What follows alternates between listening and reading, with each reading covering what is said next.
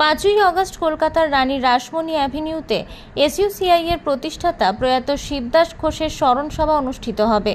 সেই স্মরণ সভাকে সাফল্যমণ্ডিত করতে মঙ্গলবার পূর্ব বর্ধমান জেলার শহর বর্ধমানের কার্জানগেট চত্বরে একটি বুক স্টল করা হয় ও জনগণের নিকট থেকে আর্থিক সাহায্য গ্রহণ করা হয়।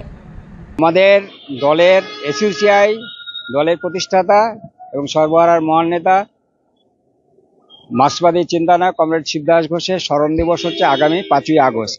সেটা কলকাতায় রানী রাসমণি রোডে অনুষ্ঠিত হবে সেই সমাবেশ, এবং এই উপলক্ষে আমাদের ভারতবর্ষব্যাপী আমাদের এই সব প্রোগ্রামগুলো হচ্ছে। কোথাও বুক স্টল, কোথাও বাড়ি বাড়ি প্রচার, কোথাও গ্রুপ মিটিং, এইভাবে কালেকশন। আমরা তো সাধারণ মানুষের কাছ থেকে কালেকশন করছি। এইভাবে আমরা কমরেড শিবদাস ঘোষের কাছ থেকে আমরা 22 তারিখ থেকে 5 তারিখ পর্যন্ত আমরা একটা এই 2 সপ্তাহব্যাপী একটা দিবস পালন করছি।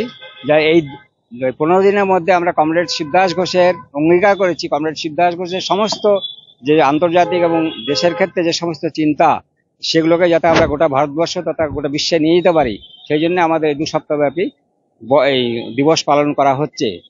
এবং এইভাবে আমরা সমস্ত দিক থেকে কমরেড শিবদাস ঘোষের চিন্তা আমরা ছড়িয়ে দিতে চাইছি, বিভিন্ন রকম মিটিং, মিছিল, বৈঠক করে। শুধু তাই। ব্যুরো রিপোর্ট, আনন্দ বার্তা।